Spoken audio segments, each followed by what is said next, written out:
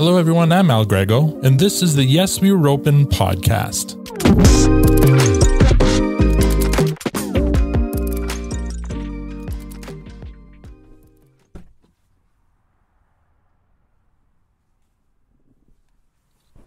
Today I'm in the eastern part of Regina, in a neighborhood called Al Ritchie.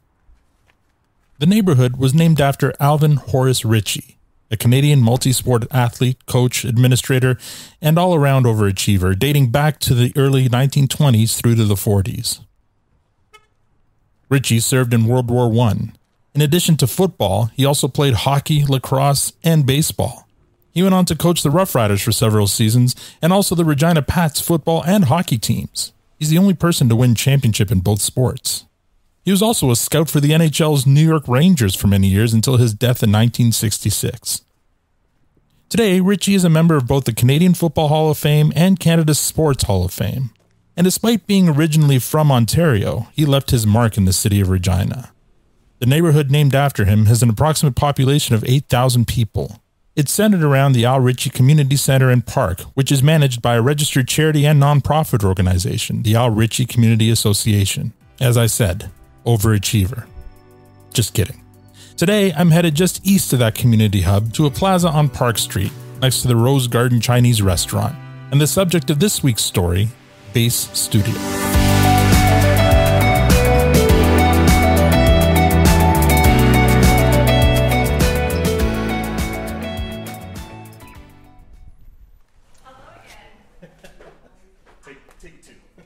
That's Amanda, the owner. She's making fun of me because, due to a scheduling mix-up, I had previously arrived a couple of hours earlier than we had agreed on. I got so messed up, I was not just with the time difference, but then on Sunday when I flew here, was daylight savings time, and I know that that doesn't happen here. We don't know what that is. I know. So I left, had some dinner, and then came back. So this was effectively take two of my arrival. Anyway, Amanda was very understanding. She gave me a quick tour of the salon, featuring some shelves with various products at the front entrance. Then beyond her front desk, there are a bunch of stations, 3 on one side, 2 on the other. A wall of greenery with the words "Love Your Hair" written on it, and shampoo stations in the back. It's a very welcoming space. After our tour, Amanda and I sit in her front waiting area for our interview. There's a customer in getting a haircut, so there's a little bit of background noise in the beginning. Hi, my name is Amanda Ray. I own Base Studio, and I'm also a hairdresser here. When did you open Base Studio? We opened in July 2018.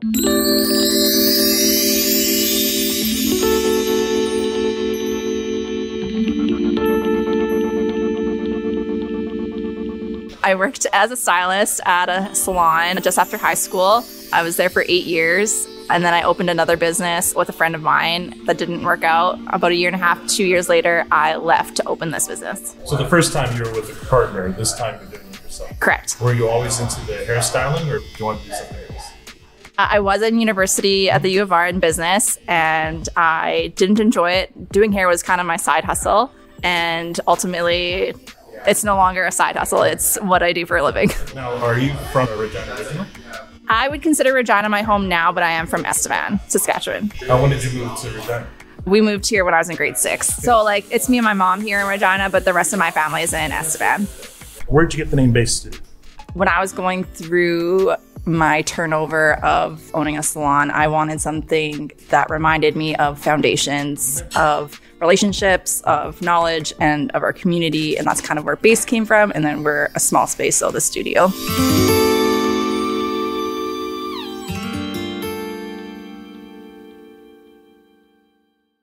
Is this your first location? Yes, it is. Cool. Why did you pick this area? I also live in the East End, so that was super important to me. I don't like driving, so going downtown or even to the North End, where I'm sure you're from, is a bigger city, and Regina's considerably smaller, but I don't like driving to a different end of the city. So being close to home was super important to me, and this space came available. The space was actually a chain salon prior. How did it go when you first opened? It was amazing. I had already been doing hair for 10 years, so I already had an existing clientele. The girls that I had hired also had an existing clientele, so it was super easy and received super well by our community. Okay, so you mentioned the girls. How many of you are there? There is 4 of us in total.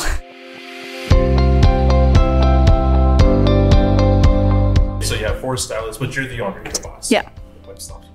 However, everyone is their own business here. Oh, okay. So they all rent chairs. Oh, that's interesting. So that's how that works. So you own like kind of the location, but different stylists kind of run their own Exactly. chair. I provide the products that they purchase here, but they provide all of their own back bar for like washing, coloring, and doing hair essentially at the chair. My name's Amy, and I'm a hairstylist. Okay. How long have you been a hairstylist here? Almost 4 years. Before that, do you want to say how long you've been doing it? Since 06, so you do the math. I'm really bad at math. That's why I Me do too. this. That's why I say that. All right. Why did you come work here? I am friends with Amanda, and I had a daughter, and when I came back from mat leave, I just wanted to work a little less in the salon I was at before I managed, and they wanted me back full time, and I just like Amanda's values and stuff, and it's amazing. What sets this salon apart from others? The staff, they're fun. And like, we get to do whatever we want. We can come and go as we please. If you want to work at 8 a.m., you can. If you want to work at 11 p.m., you can. There's no set hours, which is nice. Is that a usual way that salons are set up where they're like independent, like contractors almost? It's either or. I feel like when you're on commission, that's your next step aside from owning your own business to make more money is to now take that step in business ownership of running your own hours. Yeah. But I mean, the whole model of where you're the owner of the building and the product, but you rent your chairs out. That's very common. Yeah. Yeah. These are things Yeah. I don't know. Yeah. You learn something every day. It shows you that this is my first hair salon.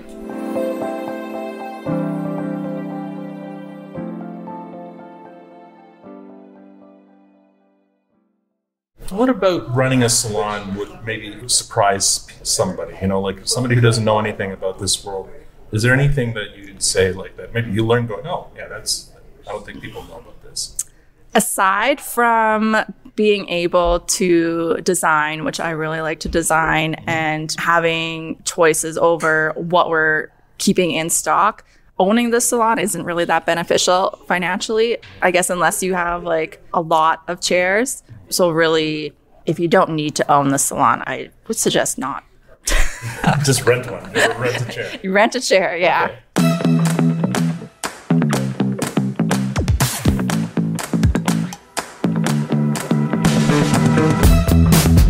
We are a full service hair salon, so we do anything hair related, and the products that we carry, we've converted a lot over to our Canadian brands, but we carry a wide variety of other brands as well. I find that retail, especially in salons, is dying just because of the overhead costs. We try to make everything accessible and competitive with Amazon or Sephora, where things are maybe even a little bit more accessible for people. You got some jewelry and stuff. Is all that like all locally sourced as well? It is. Want to shout out any of the makers? Sure. The bracelets and wristlets are Hello Belle Yoon. It's actually a Haitian word. The creator went through an adoption journey, and part of the proceeds go to the orphanage that her daughter had come from.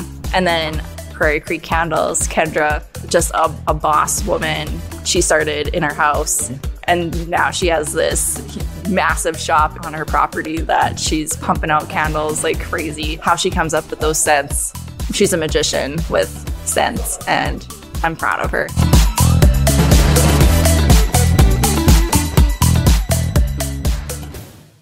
Okay, so you've been open for, since 2018, so that's 7 years now. What would you say has been your busiest time? Definitely, we're leading up to grad and wedding season. So we do a lot of weddings here, and we pride ourselves on being able to be that part of people's lives, that very important people's lives.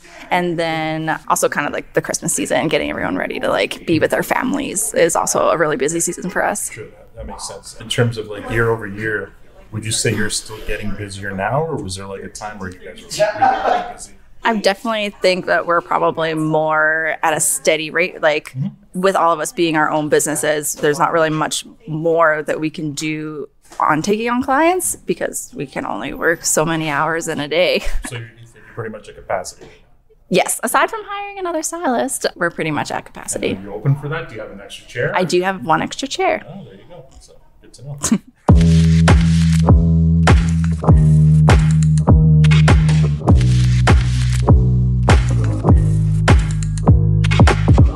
We'll find out later whether Amanda is interested in filling that extra chair. But first, With Amanda going out on her own and being the sole owner of Base Studio, the buck stops with her. Is she ready for the challenge? Especially considering the challenges she's about to face with a pandemic, inflation, and now tariff war? Let's find out.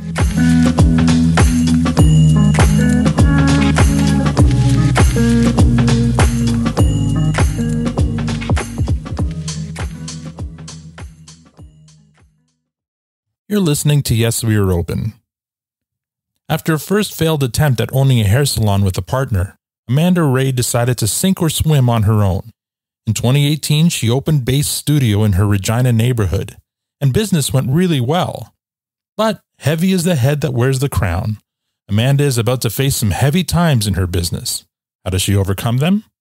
Let's have a listen. If I were to ask you to think back to what's been the greatest struggle you've had so far since opening Base Studio, what would that be? Probably COVID. Sure.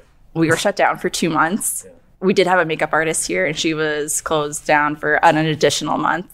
And I think just kind of coming back from that and deciding whether or not we were going to increase our prices due to increased costs in PPE. Most of us chose not to do that because we did see it as a temporary thing. And I would just say that the dynamic, I guess, of coming back from COVID financially just would be our biggest struggle and strain. Sure.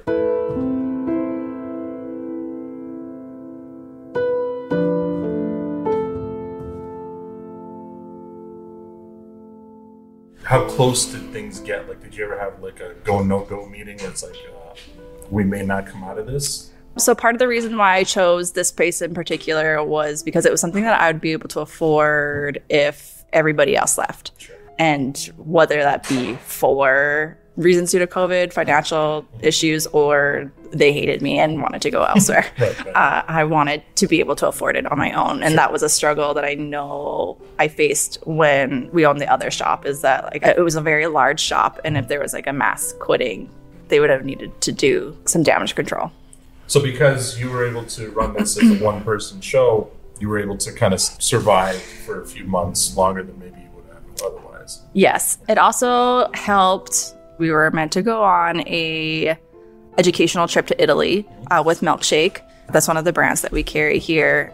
And that I had a large cushion kind of saved up to go on this elaborate educational trip that I used to support the salon when we closed. So you never got to go on that trip? We haven't got to go on the trip. Milkshake still hasn't done Education for Canada. Wink, wink. We'll make sure they hear this. All right. So obviously you came out of COVID. Were you able to keep all of your hairdressers? Yes. Yeah. Yes. At the time, there was only 3 of us, and we were able to be 6 feet apart and accommodate the restrictions that we had.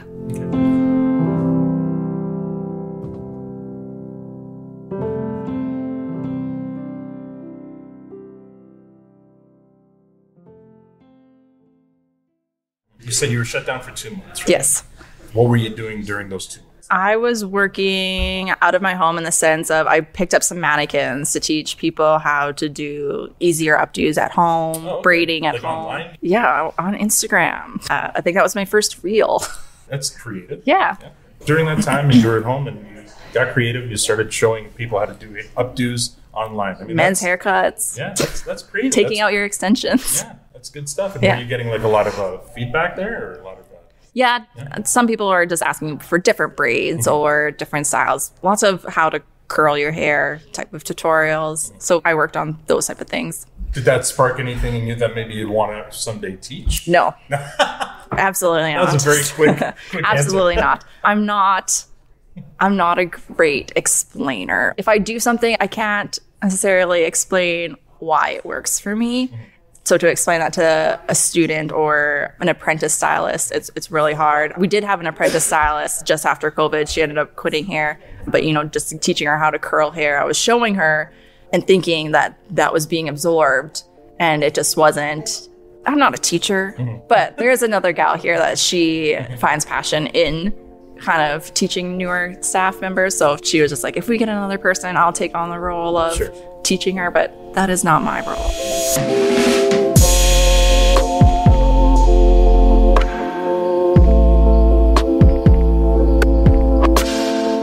Coming out of it, obviously, we also hit some hyperinflation after the pandemic and stuff. How did that affect you? if at all? I would say that a lot of us are still probably not correctly pricing our services. But that's because we feel bad for our clients, that it's not necessarily something that should be put onto them, even though it's their services, so that it should be get put onto them.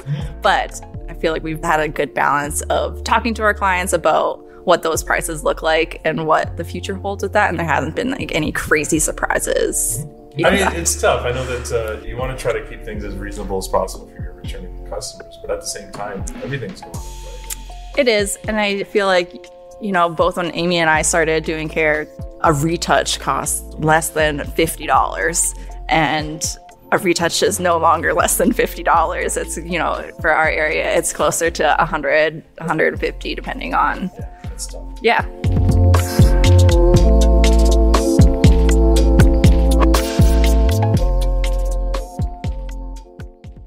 And what about like the more recent stuff now? Like we're talking about tariffs and stuff like that. Any of that? Luckily, we only carry one brand that is American based. You know, Milkshake is from Italy. There's a free trade agreement with Canada. And then we carry a lot of Canadian brands as well. That it just hasn't reflected in that. So that's good. And because there's a huge buy Canadian movement going on right now. So that kind of plays right into what you guys were doing anyway. Exactly. We also carry a lot of local businesses to us, like Prairie Creek Candles. They're out of Emerald Park. Notice Shampoo Bars. They're out of Calgary. The Relief bath salts are also from Calgary. I try to support as many local or even Canadian local businesses as I can. Would you say business is back to normal, like to pre-pandemic levels, or how's business now? For the clientele, yes, I would say we're probably at pre-pandemic levels, but also I think people are just being a little bit more financially responsible in the sense of maybe they're going to take a couple extra weeks before coming to their next appointment rather than coming every 4 to 6 weeks.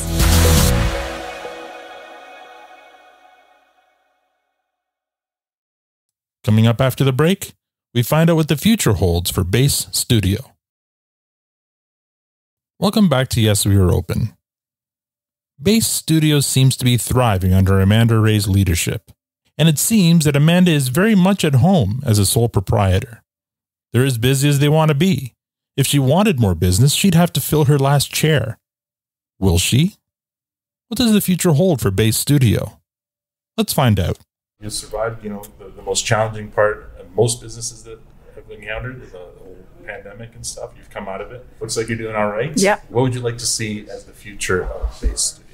We're definitely not expanding by any means, and I think we're just trying to navigate through this new world of creation and content creation specifically to keep up with the times, basically.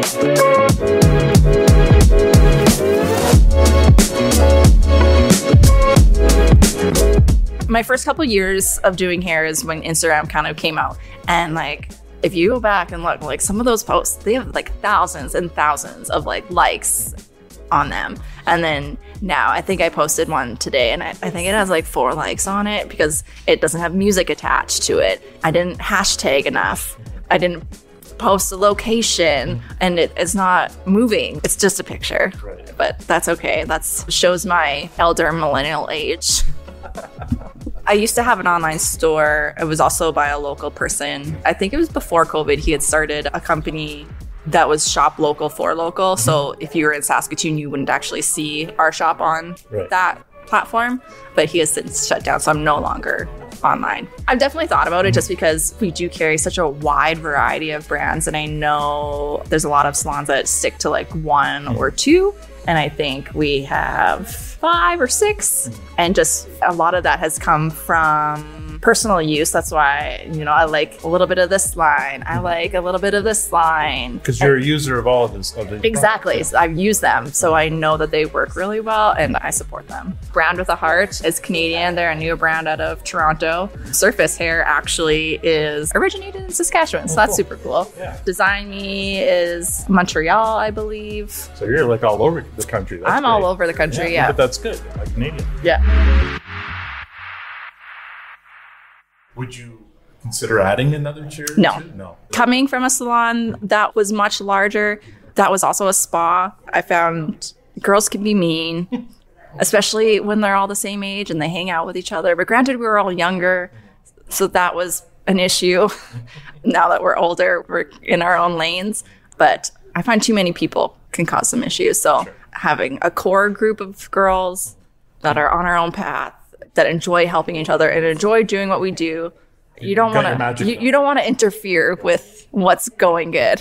Sure, yeah. Don't mess with it. It's working pretty good.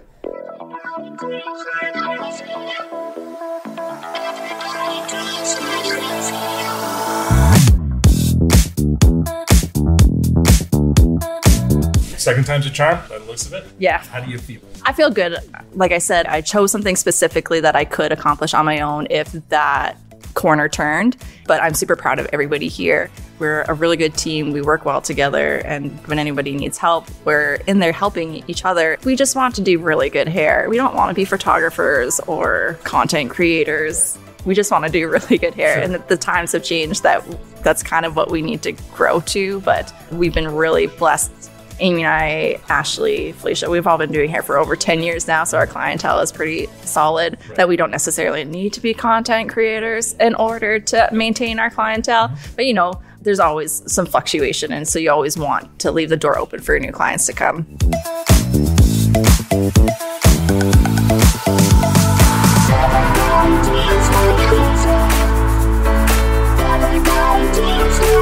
Amanda, is Base Studio open? Yes, we are open. Perfect. Thank you so much.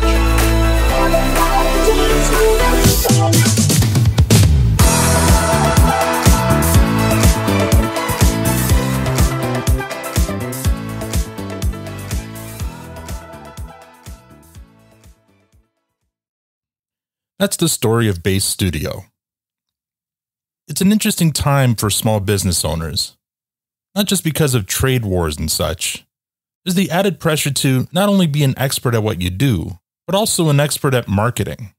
Last week we heard the same from Ashley at Basket Cases. Now here's where I'm going to show my Gen Xer age. There was a time when you started your small business, all you had to do to get the word out was get added to the local yellow pages. Yes, I'm talking about phone books.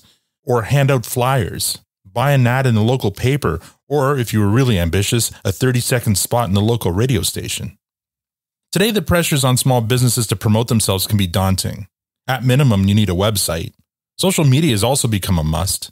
Suddenly, instead of just being the best hairstylist you can be, now you also need to have an eye for content creation, or pay someone who does to keep on cranking out new content. That alone's a full-time job. I can totally relate to Amanda's desire to just do what she does well and let her work speak for itself. It seems like she's at a place in her career and in Base Studio's existence where she can do just that. Second time really is a charm for Amanda. Kudos to her for not giving up after her first attempt at business didn't work. That's perseverance. And that may make Amanda a cut above the rest. Yes, We Are Open is a Moneris podcast production. I'd like to thank Amy and Amanda for taking the time to share their story. You can learn more about Base Studio at basestudio.ca. Follow them on Instagram at BaseStudioYQR. For more information on this podcast, visit our site, yesweareopenpodcast.com. If you'd like to support us, rate us on Apple Podcasts or wherever you get your podcasts. If you're a Canadian small business owner or know of one with an interesting story of perseverance to tell, I'd love to help tell it. You can contact me at podcast@moneris.com. Tune in next week for another story of small business struggle and survival on the Yes We Are Open podcast. I'm Mal Grego. Thank you for listening.